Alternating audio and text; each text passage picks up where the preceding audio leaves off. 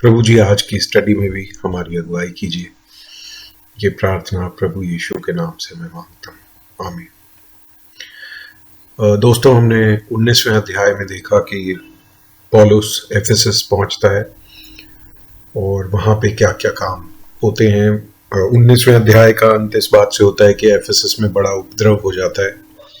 जो डिमीट्रियस, जो कि मूर्तियां बनाता था चांदी की, वो किस तरह पूरे शहर के जो मूर्तिकार थे, शिल्पकार लोग थे, उनको भड़काता है।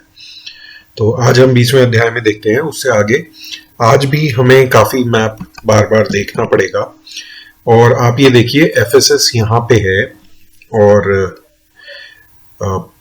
पॉल की थर्ड मिशनरी जर्नी का ये पार्ट है, जहाँ पे एफेसस और यहाँ से होते हुए तो ये एशिया है जो कि मॉडर्न डे टर्की है, और ये यूरोप का सदर्न पार्ट है जहाँ पे ये अखाया लिखा हुआ है, ये ग्रीस है आज के दिन, और ये ऊपर वाली जो कंट्री है ये बल्गेरिया और वो सारी कंट्रीज है, मैसेडोनिया, बल्गेरिया यहाँ पे है। तो पॉल की जो जर्नी होगी, आज हम जैसे जैसे जगहों के नाम आएंगे वो देखेंगे। जगहों पे एसोस का नाम आएगा, फिर वहां से मिटेलीन का नाम आएगा, माइलीटस का नाम आएगा, सैमोस का नाम आएगा, चियोस का नाम आएगा। हिंदी में ये नाम क्या है मुझे एग्जैक्टली पता नहीं, अभी हम पढ़ेंगे तब पता लगेगा। तो लेकिन आप ये मान के चलिए कि पॉल जो है सदर्न यूरोप और टर्की के बीच की बात है, ठीक है। तो कंटिन्यू करते हैं। जब हुल्लड़ थम गया एफेसस में, तो पौलुस ने चेलों को बुलवाकर समझाया और उनसे विदा होकर मैसेडोनिया की ओर चल दिया। एफेसस से मैसेडोनिया की ओर उस सारे प्रदेश में से होकर और चेलों को बहुत उत्साहित कर वह यूनान में चला गया। यूनान यानी ग्रीस। तब 3 महीने रहकर वह वहां से जहाज पर सीरिया की ओर जाने पर था। सीरिया जहां पे पहला वाला एंटियोक था, इजराइल के नॉर्थ में। तो यहूदी उसकी घात में लगे, इसलिए उसने यह निश्चय किया कि मैसेडोनिया होकर लौट जाए। तो ग्रीस से वापस मैसेडोनिया होकर लौट जाए बजाय सीधा जाने के। बेरिया के पुरुषर का पुत्र सोपत्रुस और थेसलोनिकियों में से एरिस्टार्कस और सिकुंदुस और दरबे का गायस और टिमोथियस, जो टिमोथी तो जिसके नाम लेटर लिखे, और एशिया का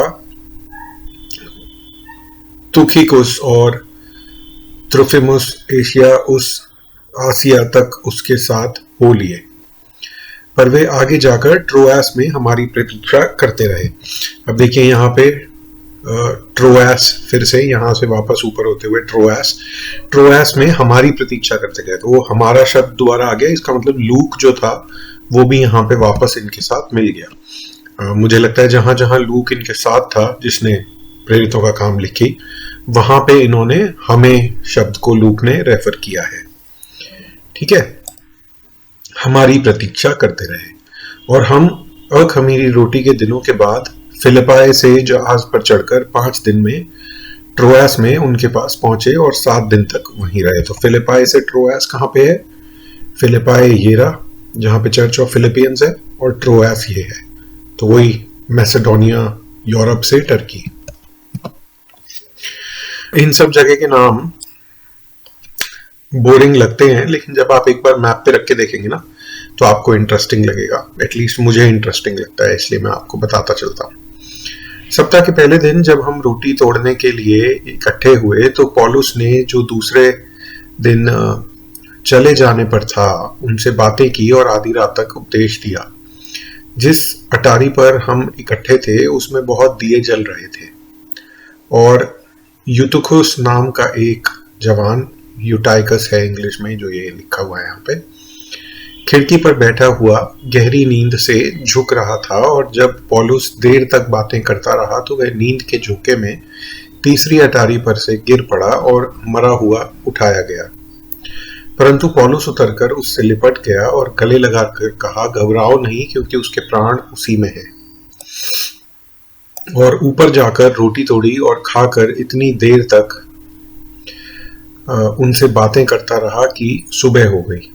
फिर वह चला गया। तो पॉल ने यहाँ पे एक जो यूटाइकस था उसको मरे हुओं में से जी लाया है।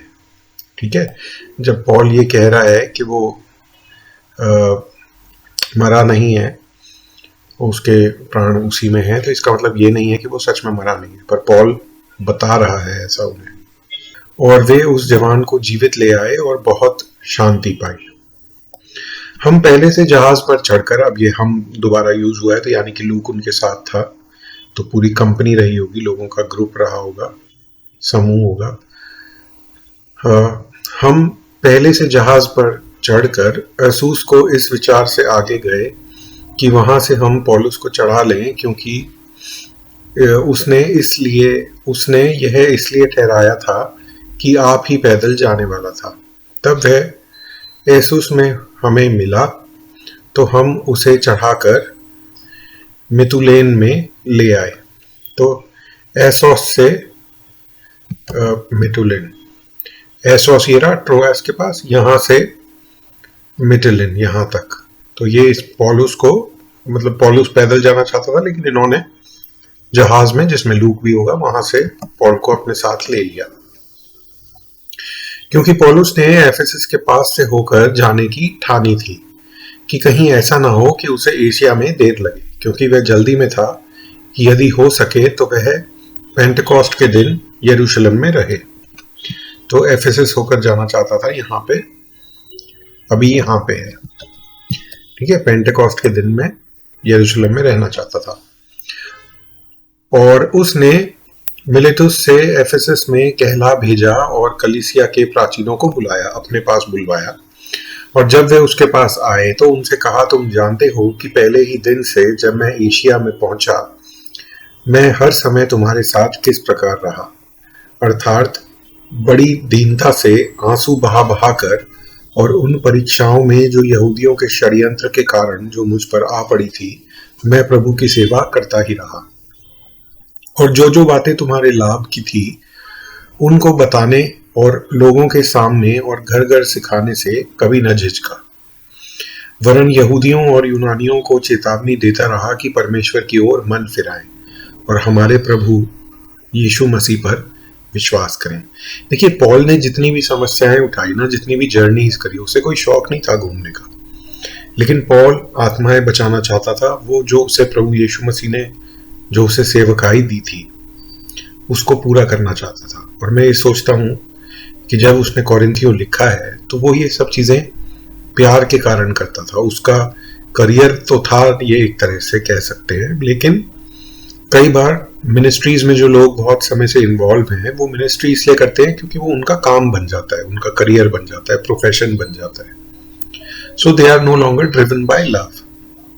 लेकिन पौलुस के जीवन में हम देखते हैं कि वो जो सेवकाई करता था, उसके पीछे जो परमेश्वर ने उसके मन में लोगों के प्रति प्रेम डाला था और परमेश्वर के प्रति प्रेम डाला था, वो काम करता था उसे चलते रहने में, मदद करने में, कि वो रुके ना, निराश ना।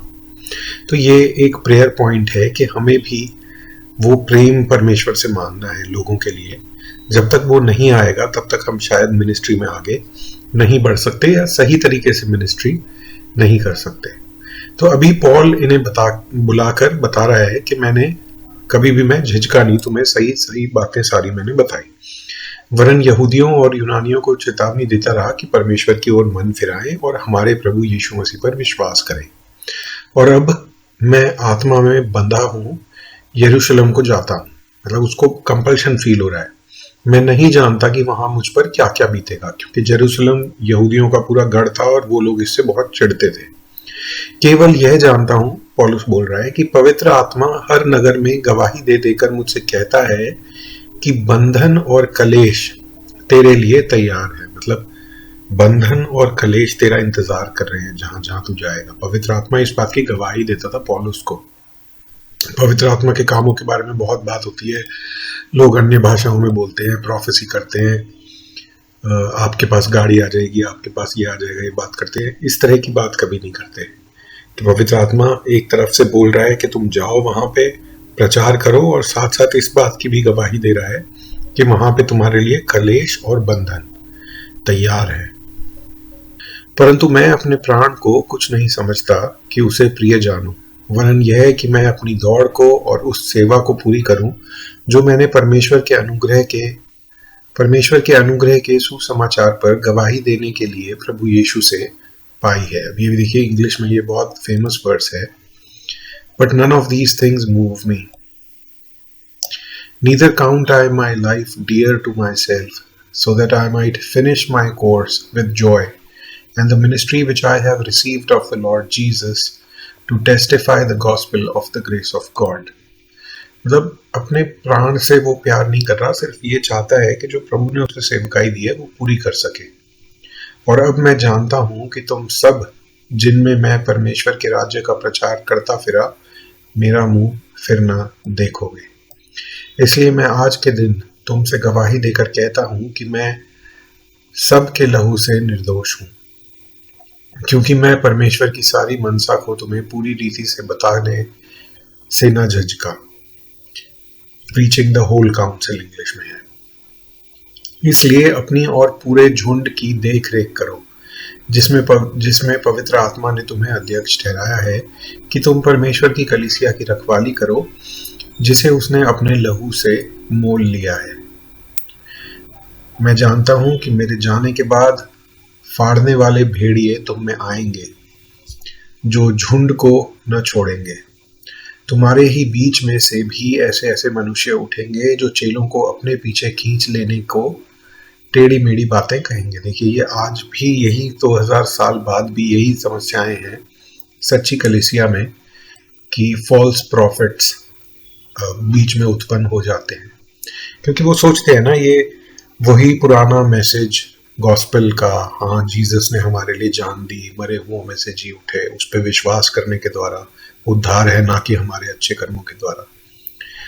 लोग इन चीजों को बोरिंग समझने लगते हैं सैडली, तो फिर वो ढूंढते हैं कि क्या ऐसी बात कहूं जिससे नई एक्साइटमेंट हो, कोई ऐसी बात निकाल के लाऊं जो लोगों ने ना सुनी हो, और तब प्रॉब्लम्स क्रिएट होती है, क्योंकि तब वो अपने विचार वचन के अंदर डालने शुरू कर देते हैं, जिसे आइसेजीसिस कहते हैं थियोलॉजिकल टर्म्स में।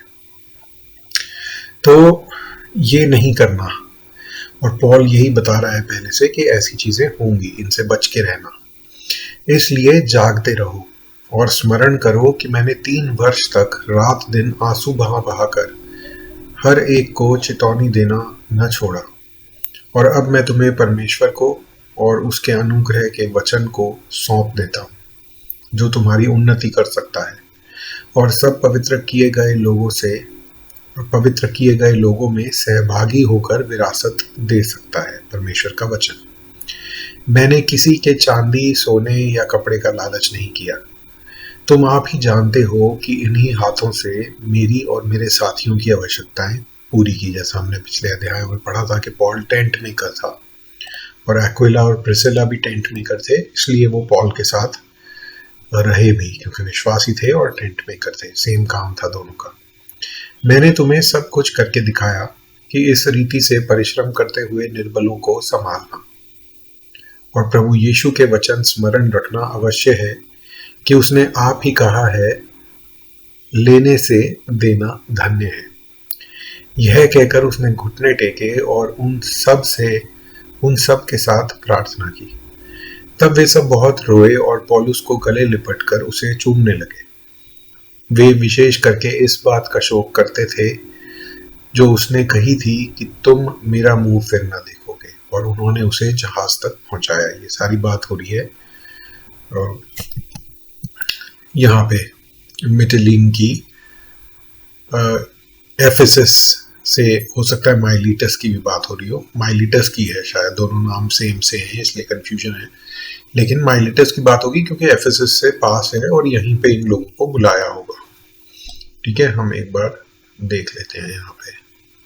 हाँ, माइलीटस से एफेसस कहला भेजा। ठीक है, तो एफेसस ना जाके माइलीटस में है। इंटरेस्टिंग ये होगा अगर हम इसी पॉइंट पे जो पॉलुस ने एफिसियों के नाम पत्री लिखी उसमें पॉलुस ने क्या क्या बातें कही हैं, क्योंकि मुझे लगता है फॉल्स प्रॉफिट्स के अगेंस्ट और फॉल्स टीचिंग्स के अगेंस्ट पॉल ने जो जो सिखाया एफिशियंस को, कोलोशियंस को, वो सब देखना काफी इंटरेस्टिंग है। है ना, क्योंकि इन्हीं चीजों के लिए पॉल को ये पता लग गया था पहले कि ये सही डॉक्ट्रिन से भटकाने वाले लोग बहुत सारे आएंगे और लोग भटक भी जाएंगे। ठीक है, तो यही समस्याएं आज भी हमारे सामने हैं। इसीलिए परमेश्वर के वचन को प्राथमिकता देते हुए उसके ऊपर फोकस करना और खुद पढ़ना बहुत जरूरी है।